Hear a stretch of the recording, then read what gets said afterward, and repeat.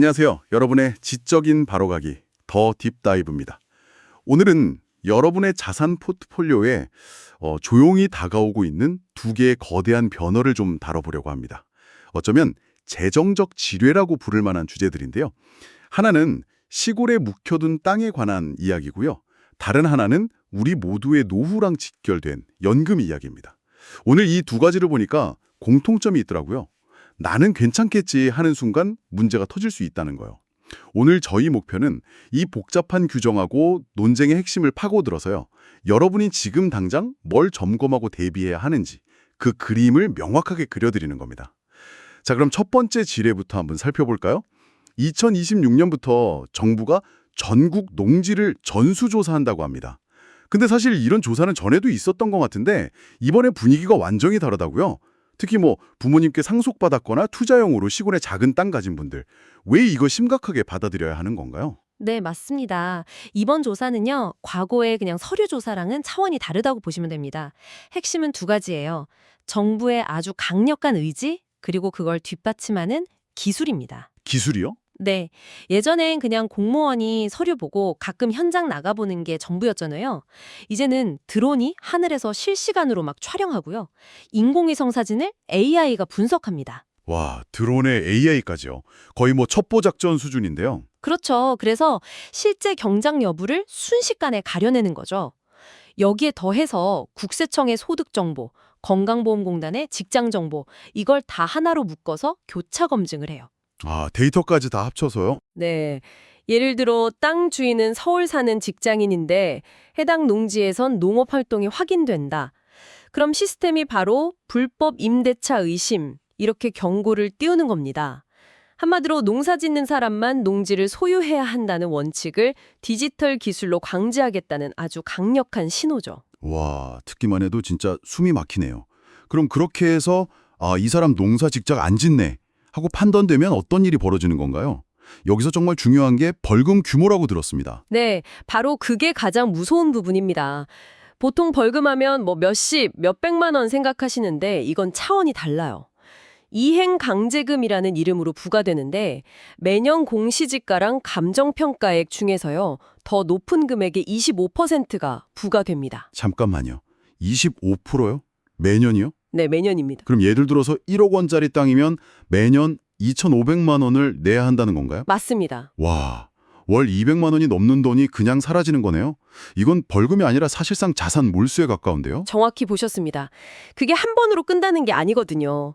실제로 농사를 짓거나 아니면 그 땅을 처분할 때까지 매년 반복해서 부과됩니다. 세상에. 말씀하신 대로 4년이면 그냥 땅값 전체를 벌금으로 내게 되는 최악의 상황이 오는 거죠. 그래서 이걸 벌금 폭탄이라고 부르는 겁니다. 와, 정말 충격적이네요. 근데 많은 분들이 이렇게 생각하실 것 같아요. 나는 동네 이장님한테 농사 지으라고 말해놨으니까 괜찮아 라거나 부모님 돌아가시고 어쩔 수 없이 상속받은 땅인데 설마 하고요. 이런 경우들은 안전한 거 아닌가요? 바로 그 두 가지가 가장 위험한 착각이고요. 이번 전수조사의 핵심 타겟이 될 수 있습니다. 아, 정말요? 네. 먼저 동네분한테 구두로 경작을 맡기는 경우요. 이건 법적으로 아무 효력이 없는 불법 임대차입니다. 아, 구두 계약은 소용이 없군요. 네. 조사관이 현장에 나가서 농사 짓는 분께 이 땅 주인이 누구세요? 여쭤봤을 때 서울 사는 김 사장님 땅인데 내가 그냥 좀 부쳐먹고 있어. 이런 대답이 나오는 순간 그 땅은 즉시 처분 의무 대상이 되는 겁니다. 아, 그러니까 어르신들끼리 그냥 김 씨가 내 밭 좀 붙여줘 하고 쌀 한 가마니 받고 이런 건 이제 다 안 통한다는 말씀이시네요? 맞습니다. 반드시 한국농어촌공사를 통해서 공식적으로 농지 임대 수탁 사업에 맡겨야만 합법적인 임대차로 인정받을 수 있습니다. 그렇군요. 그리고 두 번째, 상속농지. 이게 정말 애매한데요. 법적으로 1만 제곱미터까지는 소유가 가능해요. 하지만 조건이 있습니다. 어떤 조건이죠? 농업 경영에 이용하는 경우에만 해당됩니다. 그냥 방치해두면 그건 곧바로 불법 휴경지가 되는 거죠. 아, 특히 도시에 살면서 직장에 다니는 자녀가 상속받았다. 이러면 서류상으로도 농사를 지을 수 없는 조건이 너무 명확하잖아요. 그래서 집중 관리 대상이 될 가능성이 매우 높습니다. 그렇다면 이 벌금 폭탄을 피하려면 지금 당장 뭘 해야 할까요? 일단 내 땅이 대상인지부터 확인을 해야 할 것 같은데 어디서부터 시작해야 하죠? 네. 가장 먼저 하실 일은요. 정부 24 사이트나 가까운 주민센터에 가셔서 본인 소유의 농지대장을 발급받아 보는 겁니다. 농지대장이요? 네. 그리고 거기 경작 현황이라는 칸에 본인 이름이 정확히 기재되어 있는지 확인해야 합니다. 만약 비어 있거나 다른 사람 이름이 있다면 즉시 바로잡아야 하고요. 그리고요? 그 다음은 내가 직접 농사를 짓고 있다는 객관적인 증거, 즉 자경 증명 자료를 차곡차곡 몰아드셔야 합니다. 자경증명이요? 예를 들면 어떤 것들이 있을까요? 가장 확실한 건 돈이 오고 간 기록입니다. 비료나 농약, 농기구를 산 영수증, 트랙터 같은 농기계를 빌린 기록, 면세율을 배정받은 내역 같은 것들이요. 아, 영수증이 중요하군요. 네, 이런 서류가 가장 강력한 증거가 됩니다. 그리고 요즘엔 아주 좋은 도구가 하나 더 있죠. 어떤 거죠? 바로 스마트폰입니다. 스마트폰이요? 아, 사진 말씀이시군요. 그렇습니다. 스마트폰 카메라 설정에서 위치 정보, 그러니까 GPS 태그 기능이 켜져 있는지 확인하고요. 농사 짓는 모습을 주기적으로 찍어두는 겁니다. 봄에 밭 가는 모습, 여름에 작물이 자라는 모습, 내가 땀 흘리며 일하는 모습까지요. 아, 그거 좋은 방법이네요. 네, 이렇게 날짜와 장소가 기록된 사진첩은 그 어떤 말보다 확실한 증거가 될 수 있습니다. 하지만 가장 확실하고 강력한 방법은요, 지역 농산물 품질관리원을 통해서 농업 경영체로 등록하는 겁니다. 농업 경영체요? 네, 이건 사실상 국가가 공인하는 농민 자격증과 같아서 등록만 되어 있다면 불필요한 오해를 피할 수 있습니다. 정말 꼼꼼하게 준비해야겠네요. 근데 만약 이 모든 게 좀 번거로워서 나중에 문제되면 그냥 팔아버리면 되지, 이렇게 생각하는 분들도 계실 텐데요. 이 생각은 왜 위험한가요? 그건 시장의 논리를 생각해 보시면 간단합니다. 정부로부터 처분 명령이 내려진 땅이라는 소문이 나면 그 땅을 제값 주고 사려는 사람이 과연 있을까요? 없겠네요. 그렇죠. 주인이 급하게 팔아야 하는구나, 뭔가 문제가 있는 땅이구나 이렇게 생각해서 다들 가격을 후려치려고 할 겁니다. 결국 헐값에 땅을 넘겨야 하는데 그 팔릴 때까지 매년 땅값의 25%에 달하는 벌금은 계속 내야 하는 거죠. 와, 정말 최악의 상황이네요. 자, 이렇게 유형자산인 토지에 대한 규칙이 바뀌는 것처럼요. 우리의 미래를 보장하는 가장 중요한 무형자산, 바로 연금의 규칙도 큰 변화를 앞두고 있습니다. 땅을 잘못 관리하면 벌금을 내는 것처럼 연금 제도의 변화를 모르면 우리 노후가 위험해질 수 있다는 점에서 오늘 두 주제가 딱 맞닿아 있는 것 같네요. 네, 아주 좋은 지적입니다. 자산의 성격은 다르지만 정해진 규칙을 이해하고 대비해야 한다는 점은 똑같죠. 그럼 연금 이야기로 넘어가 보죠. 제가 예전부터 정말 궁금했던 건데요. 은퇴하고 국민연금을 받기 시작했는데 소일거리라도 해서 돈을 좀 벌면 연금이 깎인다고 하더라고요. 아니, 평생 내 돈으로 받는 건데 왜 깎는 건지 좀 의아했는데 이 제도가 바뀔 가능성이 있다고요? 네, 바로 그 노령연금 감액제도가 지금 뜨거운 감자입니다. 현재는 국민연금 수급자가 월 평균 소득 309만 원 정도를 넘게 벌면요, 그 초과 소득에 따라서 연금액이 최대 절반까지 삭감됩니다. 월 309만 원이요? 네, 여기서 309만 원은 세전 금액이라서 실제 수령액 기준으로는 약 410만 원? 연봉으로 치면 한 5천만 원 정도 됩니다. 그 정도군요. 그런데 정부가 이 기준을 월 509만 원, 실수령액 기준 약 620만 원까지 크게 올리는 방안을 추진하고 있습니다. 기준이 꽤 많이 올라가네요. 이렇게 되면 웬만한 소득이 있어도 연금이 깎일 일이 줄어들겠어요? 근데 이 제도를 두고 찬성과 반대 의견이 아주 팽팽하다고 들었습니다. 왜 그런 건가요? 두 가지 중요한 가치가 정면으로 추놀하기 때문입니다. 먼저 감액에 반대하는, 즉 제도를 완화하거나 폐지하자는 쪽의 논리는 아주 명쾌해요. 어떤 거죠? 내가 낸 보험료로 받는 내 연금인데 국가가 왜 내 소득을 감시해서 깎느냐. 그리고 고령화 시대의 노년층의 근로의욕을 꺾는 나쁜 제도다, 이런 주장입니다. 듣고 보니 맞는 말이네요. 특히 요즘은 60대도 아주 건강하고 일할 능력도 충분한 분들이 많잖아요. 그렇죠. 게다가 형평성 문제도 제기됩니다. 근로소득이나 사업소득은 깐깐하게 따져서 깎으면서 이자나 배당 같은 금융소득 혹은 부동산 임대소득은 아무리 많아도 삭감 대상이 아니거든요. 아, 그건 좀 불합리하네요. 네, 한 달에 이자로만 1억 원을 버는 자산가는 연금을 전액받는데 은퇴 후에 컨설팅으로 월 500만 원 버는 사람은 연금이 깎이는 게 과연 공정하냐, 이런 문제 제기죠. 그 점은 정말 불합리하게 들리네요. 그렇다면 반대로 이 감액제도를 유지해야 한다라는 쪽의 논리는 무엇인가요? 이쪽은 세대 간 형평성이라는 더 큰 틀에서 문제를 봅니다. 지금 국민연금을 받는 분들은 사실상 본인이 낸 보험료 총액보다 훨씬 많은 연금을 받고 계세요. 아, 그렇죠. 낸 돈보다 훨씬 많이 받는 구조라고 하죠. 네, 낸 돈의 몇 배를 돌려받는 구조죠. 그 부족분을 누가 메우느냐? 바로 현재 보험료를 내고 있는 미래 세대의 부담으로 채워집니다. 아, 우리가 내는 돈으로 지금 어르신들의 연금을 드리는 구조니까요. 맞습니다. 그런 상황에서 은퇴 후에도 연봉 5천만 원 이상의 고소득을 올릴 수 있는 분들은 상대적으로 경제적 여유가 있는 계층의 가능성이 높습니다. 이분들의 연금을 일부 조정해서 그 재원으로 연금기금의 고갈 시점을 조금이라도 늦추고 미래 세대의 부담을 덜어주는 것, 이게 사회 전체의 지속 가능성을 위한 최소한의 장치라는 시각입니다. 어느 한쪽이 틀렸다기보다는 개인의 재산권과 사회적 연대라는 가치가 부딪히는 지점이군요. 바로 그겁니다. 국민연금만큼이나 중요한 게 또 기초연금이죠. 여기에도 논란이 많다고요. 특히 부부가 함께 받으면 연금이 깎이는 부부 감액제도, 이건 어떻게 봐야 할까요? 같이 늙어가는 것도 서러운데 부부라고 연금을 깎는 건 좀 치사하다는 생각도 드는데요. 하하, 그렇게 생각하실 수 있습니다. 현재 부부가 동시에 기초연금을 받으면 각자 받을 금액에서 20%씩 삭감된 금액을 받습니다. 그래서 혼자 사는 노인에 비해 역차별이다, 이런 비판이 꾸준히 나옵니다. 그렇죠. 반면 제도를 유지해야 한다는 쪽의 논리도 있습니다.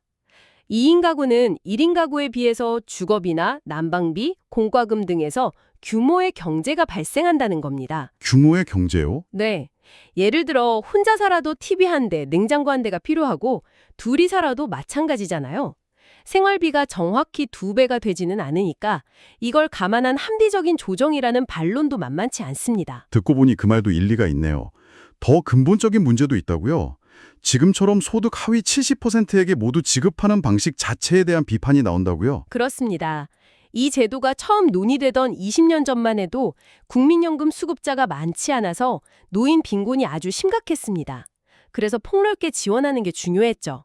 하지만 지금은 상황이 많이 달라졌습니다. 어떻게 달라졌죠? 하위 70%라는 기준이 너무 넓다 보니까요. 다른 소득은 없지만 강남의 수십억짜리 아파트를 가진 분처럼 실질 자산가가 수급 대상에 포함되는 경우가 생깁니다. 잠깐만요. 정말 강남의 고가주택을 가진 분도 기초연금을 받을 수 있나요? 네, 이론적으로 가능합니다. 소득 인정액을 계산할 때 재산의 소득 환산 기준이 복잡해서 그런 허점이 생기는 거죠. 와, 그래서 전문가들 사이에서는 이제 대상을 하위 40에서 50% 정도로 좁히는 대신 그분들에게 지급액을 더 올려줘서 정말 어려운 분들의 최저 생활을 보장하는 최저 보장 소득 형태로 바꿔야 한다는 주장이 힘을 얻고 있습니다. 아, 넓고 얇게가 아니라 좁고 깊게 지원하자는 거군요. 맞습니다. 확실히 연금 제도가 우리 사회의 변화 속도를 따라가지 못하는 부분이 있는 것 같네요. 그 외에 퇴직연금이나 출산 크레딧 같은 제도에도 중요한 변화가 논의되고 있죠. 이건 우리 미래와 직접적인 관련이 있는 이야기라도 궁금합니다. 네, 2가지 중요한 변화가 있습니다. 먼저 퇴직연금은 아직도 가입하지 않은 영세사업장 근로자들이 많아서 이분들을 보호하기 위해 가입을 단계적으로 의무화하는 방안이 추진됩니다. 더 중요한 건 기금화 논의인데요. 기금화요? 네, 개인이 직접 펀드를 고르고 운용하는 현재 방식이 평균 수익률이 너무 낮다는 비판이 많습니다. 그래서 차라리 국민연금처럼 국가가 거대한 기금을 만들어서 통합 운용의 수익률을 높이자는 주장이 나오고 있습니다. 아이를 낳으면 연금 가입 기간을 더 쳐주는 출산 크레딧도 바뀐다고요? 네, 기존에는 둘째 아이부터 혜택을 줬는데 이걸 첫째 아이부터 적용하는 것으로 확대될 가능성이 높습니다. 저출생이 워낙 신박하니까요. 근데 여기서 중요한 철학적 변화가 함께 논의되고 있습니다. 어떤 변화죠? 이게 떠넘기는 방식이었어요. 하지만 이제는 혜택을 만든 현 세대가 그 비용을 미리 국고에서 부담하자는 사전 지원 방식으로 바꾸자는 겁니다. 아, 우리가 혜택을 만들었으니 그 돈도 우리가 내자는 거군요. 네, 그렇죠. 세대 간의 공정성을 확보하려는 아주 의미 있는 움직임입니다. 오늘 정말 중요한 2가지 주제를 깊게 파고들었습니다. 첫째, 더 이상 시골 땅을 언젠가 오르겠지 하며 방치해서는 안 된다는 점입니다. 2026년이라는 명확한 시점이 정해진 만큼 지금 당장 내 땅의 현황을 확인하고 합법적인 테두리 안에서 자산을 지키기 위한 적극적인 관리와 증명이 필요해졌습니다. 둘째, 연금제도는 한마디로 총성 없는 전쟁터 같습니다. 노년의 근로의욕, 세대 간의 형평성, 그리고 진정한 사회안전망이라는 가치들이 서로 충돌하며 균형점을 찾아가고 있습니다. 누가 얼마를 왜 받아야 하는가에 대한 사회적 합의가 바로 우리 모두의 노후를 결정하게 될 겁니다. 오늘 우리는 정부가 정해놓은 규칙, 즉 토지와 연금이라는 과거에 축적된 자산에 대한 규칙의 변화를 이야기했습니다. 여기서 마지막으로 여러분이 스스로에게 던져볼 만한 질문이 하나 있습니다. 이렇게 규칙이 계속 바뀌는 시대에 미래의 부를 쌓는 가장 확실한 방법은 과연 무엇일까? 새로운 규제 하나에 가치가 흔들릴 수 있는 토지 같은 유형 자산일까요? 아니면 세상의 규칙이 어떻게 바뀌든 나 자신의 힘으로 소득을 창출할 수 있는 기술과 지식, 건강에 대한 투자일까요? 어쩌면 이 질문에 대한 고민이야말로 여러분의 자산을 지키는 가장 위대한 첫걸음이 아닐까 싶습니다. 안녕하세요. 오늘 다룰 자료는요. 시골에 땅을 상속받으셨고 이제 은퇴 후에 연금 받으면서 소소한 활동을 계획하는 분들을 위한 내용입니다. 이게 2026년부터 농지법이 바뀌면서 벌금이 엄청 세지고 또 추가 소득이 있으면 연금이 깎일 수 있다는 두 가지 큰 변화를 다루고 있거든요. 겉보기엔 되게 안전한 자산 같은데 정책 바뀐 걸 모르면 오히려 재산에 큰 위협이 될 수 있다. 이런 점을 아주 날카롭게 지적하고 있어요. 바로 분석 시작하죠. 네. 이 자료를 딱 보면서 든 생각이 정말 중요한 두 가지 정보를 아주 정확하게 담고 있다는 점이었어요. 농지법 문제, 그리고 연금 감액 문제. 이거 둘 다 해당되는 분들한테는 정말 피가 되고 살이 되는 내용이잖아요. 근데 딱 거기까지인 것 같아요. 제 느낌은. 마치 아주 잘 쓴 두 편의 각기 다른 신문 기사를 그냥 나란히 붙여놓은 느낌이랄까요? 저도 정확히 같은 생각이었어요. 하나는 부동산 섹션, 또 하나는 금융 섹션에 실릴 법한 그런 기사처럼요. 독자 입장에서는 나는 땅은 없으니까 연금 부분만 봐야지 하거나 그 반대의 경우가 생길 수 있겠더라고요. 맞아요. 두 정보가 사실은 정부 정책의 변화가 개인 자산에 미치는 영향이라는 어떤 하나의 뿌리에서 나온 건데 지금 구조는 그 연결고리를 독자가 알아서 찾아야 하는 거죠. 네, 맞습니다. 그래서 제가 첫 번째로 제안하고 싶은 건요. 이 두 개의 독립된 보고서를 하나의 아주 강력한 서사로 엮어내는 작업입니다. 그냥 정보를 나열하는 게 아니고요. 왜 이 두 가지가 함께 이야기되어야만 하는지 그걸 독자가 처음부터 끝까지 느끼게 만들어야 한다는 거죠. 하나의 거대한 변화의 흐름 속에서 이 두 사건이 어떻게 연결되는지 그걸 보여주자는 말씀이시군요. 구체적으로 어떻게 하면 그걸 효과적으로 할 수 있을까요? 가장 효과적인 방법은요, 독자가 감정이입할 수 있는 구체적인 인물을 내세우는 겁니다. 일종의 아바타를 만드는 거죠. 예를 들어서, 지금처럼 법조항을 딱딱하게 설명하면서 시작하는 대신에 이렇게 시작해보는 건 어떨까요? 은퇴를 앞둔 김 부장님은 시골의 작은 땅과 매달 나올 연금만 믿고 노후는 걱정 없다고 생각했습니다. 하지만 2026년부터 드론과 인공지능이 그의 땅을 24시간 감시하고 퇴직 후에 시작한 월 300만 원짜리 아르바이트가 소중한 연금을 깎아먹을 수 있다는 사실은 꿈에도 몰랐습니다. 와, 확 와닿네요, 정말. 김 부장이라는 인물을 통해서 독자는 그냥 법조항을 읽는 게 아니라 한 사람의 인생 계획이 어떻게 위협받는지를 보게 되는 거군요. 드론이 내 땅을 감시한다는 그 구체적인 이미지랑 연금 감액이라는 현실적인 문제가 한 사람한테 동시에 닥치니까 이게 더 이상 남의 얘기가 아니라 이거 내 얘기일 수도 있겠다 하는 긴장감을 바로 만들어주네요. 바로 그겁니다. 독자는 김 부장한테 자기 자신을 투영하면서 농지 문제랑 연금 문제가 이게 별개가 아니구나, 이걸 직감적으로 느끼게 되는 거죠. 그리고 이 서사를 계속 유지하려면 파트하고 파트를 넘어갈 때 그 연결고리가 아주 중요해요. 지금은 농지법 설명이 끝나고 갑자기 연금 이야기로 그냥 휙 넘어가는 느낌이 좀 강하거든요. 다리를 놓아줘야 한다는 거군요. 네, 예를 들어 농지법의 그 강력한 규제에 대해 설명한 뒤에 이런 문장을 하나 넣어주는 겁니다.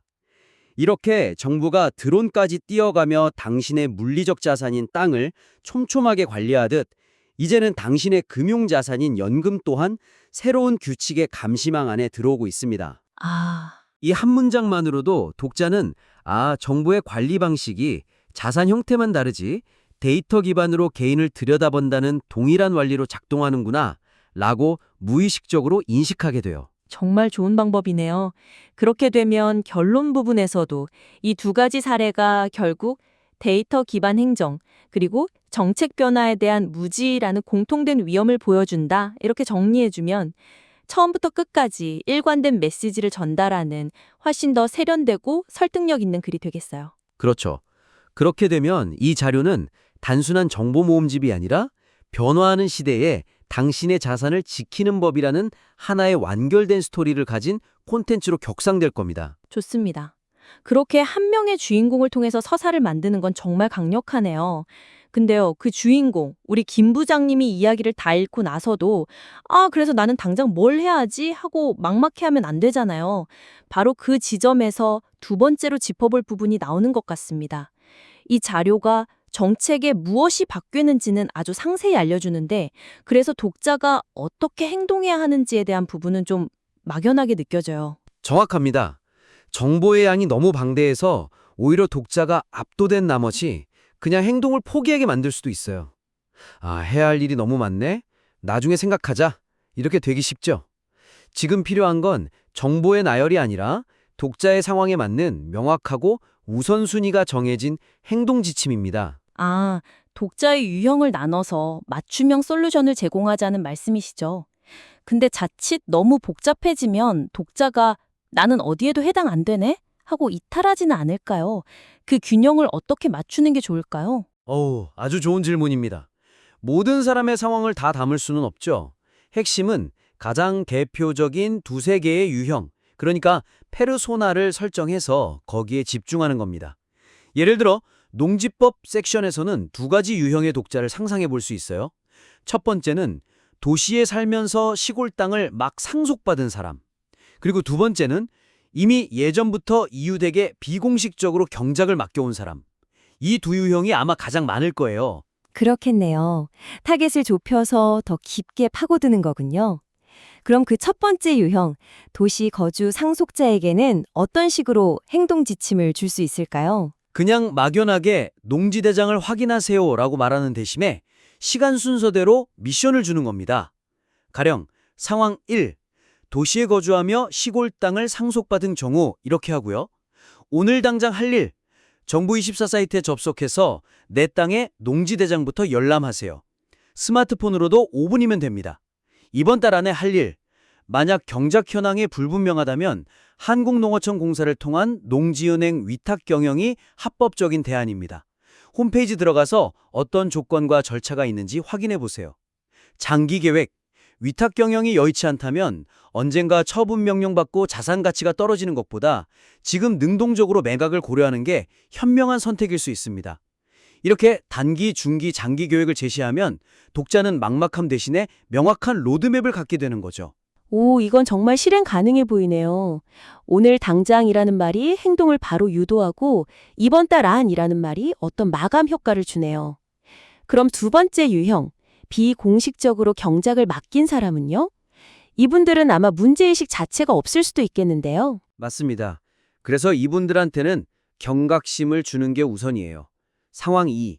이미 이웃에게 비공식적으로 경작을 맡긴 경우 이렇게 하고요. 가장 시급한 진단. 지금 방식이 명백한 불법이고 적발됐을 때 이웃의 주인 허락받고 농사 짓는다는 증언이 나에게 가장 불리한 증거가 된다는 사실부터 인지해야 합니다. 유일한 해결책. 지금이라도 이웃과의 관계를 공식적인 농지 임대차 계약으로 전환하는 절차를 밟아야 합니다. 읍면동 사무소에 문의해서 표준 계약서를 작성하세요. 이렇게 하면 좋은 게 좋은 거지 라고 생각했던 독자의 뒤통수를 한 대 딱 치는 효과가 있죠. 네네. 연금 섹션도 마찬가지겠네요. 이것이 당신에게 의미하는 것 같은 표나 체크리스트를 활용하면 좋겠어요. 그냥 정보를 주기보다 독자가 스스로 진단하게 만드는 거죠. 바로 그겁니다. 예를 들면 이런 체크리스트를 만들어 볼 수 있겠죠. 체크리스트 1. 은퇴 후 월 400만 원 이상 소득 활동 계획이 있으신가요? 그렇다면 국민연금 감액 기준 완화는 당신에게 유리한 소식입니다. 근데 여기서 함정은 이자나 배당 같은 금융소득은 감액 대상이 아니라는 점이에요. 그래서 근로소득 말고 자산소득 파이프라인을 미리 구축하는 게 현명할 수 있습니다. 아, 그렇군요. 체크리스트 2. 부부가 함께 기초연금을 받을 예정이신가요? 그렇다면 부부감액 제도로 인해서 각각 20%씩 깎일 수 있다는 점을 재무계획에 반드시 반영해야 합니다. 생각했던 것보다 노현금 흐름이 줄어들 수 있습니다. 이건 마치 간단한 건강 문진표 같아요.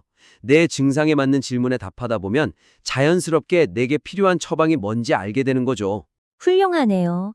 독자를 유형별로 나누고 각 유형에 맞는 구체적이고 또 우선순위가 정해진 행동 지침을 제공하라. 이것만으로도 정부의 나열에서 실용적인 가이드북으로 거듭날 수 있겠습니다. 자, 그럼 이제 우리 독자는 자신을 주인공으로 한 서사에 몰입했고 자신에게 맞는 구체적인 행동 계획까지 손에 쥐었습니다. 그런데 아직 마지막 관문이 남았어요. 어떤 관문이죠? 바로 인간의 나태함이라는 가장 큰 장벽이죠. 사람들은 보통 에이, 설마 나에게 그런 일이 생기겠어. 아니면 나중에 문제 생기면 그때 팔면 되지. 이런 안일한 생각으로 행동을 미루곤 하잖아요. 이런 심리적인 관성을 깨트리는 장치가 필요해 보입니다. 아, 정말 중요한 지적입니다. 정보 전달을 넘어서 행동 변화를 이끌어내려면 독자들이 마음속으로 하고 있을 법한 가장 흔하고 위험한 자기 합리화, 그 착각들을 정면으로 깨부숴줘야 합니다. 괜찮을 거야 라는 그 막연한 희망이 사실 가장 큰 적이니까요. 그렇죠. 그 안일한 생각을 어떻게 효과적으로 반박할 수 있을까요? 당심의 착각 벗어 냉정한 진실 같은 코너를 만들어서 명확하게 대비시키는 게 아주 효과적입니다. 독자의 머릿속에 있을 법한 생각을 먼저 툭 꺼내주고 그것이 왜 틀렸는지를 차가운 현실 데이터와 논리로 그냥 박살내는 방식이죠. 착각 vs 진실이라 흥미롭네요. 예를 좀 들어주시죠. 예를 들어 이런 식입니다. 착각 1. 이육관의 정으로 농사를 맡겼으니 설마 문제되겠어. 진실. 2026년의 행정 시스템은 정을 읽지 못하고 데이터만 읽습니다. 이웃이 주인 허락받고 내가 농사 짓는다고 말하는 순간 그건 친절한 증언이 아니라 당신이 직접 경작하지 않는다는 결정적 자백이 돼서 땅 처분 명령의 근거가 됩니다. 시스템 앞에서는 정이 가장 위험한 단어가 될 수 있습니다. 와, 이렇게 정의라는 감성적인 단어랑 데이터, 자백이라는 능정한 단어를 대비시키면 독자는 정신이 번쩍 들게 되죠. 그 대비가 정말 강력하네요. 감성에 기댄 자기합리화를 차가운 논리로 무너뜨리는군요. 저도 시골에 땅이 있으신 아버지가 늘 옆집 분이 알아서 잘 봐주고 있다고 말씀하시는데 그게 사실은 법적으로 가장 위험한 말이 될 수 있다는 거잖아요. 와, 소름 돋네요. 그렇죠. 또 다른 예를 들어볼까요? 가장 흔한 착각 중 하나죠. 착각 2. 문제 생기면 나중에 땅값 오를 때 팔면 그만이지. 진실. 정부의 농지 처분 명령이 내려진 땅은 부동산 시장에서 급매물 혹은 문제 있는 땅으로 낙인 찍힙니다. 제값을 받기는커녕 매년 공시지가의 25%에 달하는 이행 강제금을 벌금으로 내면서 헐값에 팔아야 하는 최악의 상황에 몰립니다.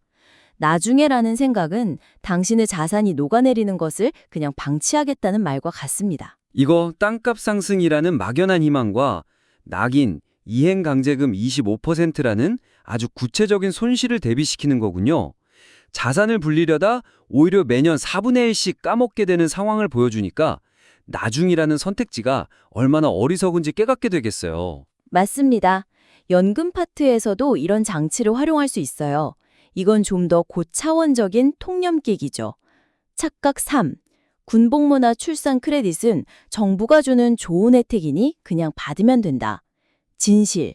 이 크레딧 혜택의 비용은 제도를 도입한 현 세대가 아니라 30년 뒤에 연금을 실제로 지급해야 할 우리 자녀, 즉 미래 세대가 고스란히 부담하는 구조입니다. 이 제도의 이면을 이해하는 것은 단순히 혜택을 받느냐 마느냐의 문제를 넘어서 세대 간 형평성 문제를 어떻게 바라볼 것인가에 대한 성숙한 시민의식을 요구합니다. 아, 이건 단순히 정보를 주는 걸 넘어서 독자에게 사회적 책임감과 더 깊은 통찰력을 제공하는 효과가 있습니다. 정말 그러네요. 이런 착각 깨부수기 장치들을 통해서 독자의 안일함을 흔들고 지금 당장 움직여야 한다는 절박함을 만들어낼 수 있겠어요. 네, 오늘 우리가 나눈 이야기의 핵심은 결국 어떻게 독자를 행동하게 만들 것인가입니다. 좋은 정보만으로는 부족해요. 그 정보를 독자의 가슴에 꽂히는 이야기로 만들고 머릿속에 명확한 지도를 그려주고 마지막으로 행동을 가로막는 마음의 장벽까지 부숴줘야 비로소 변화가 시작되는 거죠. 오늘 논의를 정리해보죠. 현재 자료는 농지법과 연금제도라는 중요한 두 가지 정보를 잘 담고 있지만 각각 따로 존재하고 행동 유발에는 좀 약하다는 아쉬움이 있었습니다. 네, 그래서 저희가 제안한 세 가지 솔루션은 하나의 유기적인 전략으로 연결됩니다. 첫째, 농지와 연금이라는 두 주제를 정부의 데이터 기반 자산 관리라는 하나의 거대한 서사로 묶어서 독자를 몰입시키고, 둘째, 독자의 상황에 맞는 구체적인 행동 로드맵을 제시해서 정부의 실용성을 극대화하며, 마지막으로 설마 하는 안일한 착각들을 진실로 깨부숴서 독자의 즉각적인 행동을 유도하는 것입니다. 먼저 개인화된 스토리로 감정적인 연결을 만들고 그 다음엔 이성적인 해결책을 구체적으로 제시하고 마지막으로 행동을 막는 심리적 저항까지 제거해주는 완벽한 3단계 전략이네요. 이 제안들이 자료의 완성도를 한 단계 끌어올리는 데 큰 도움이 되기를 바랍니다.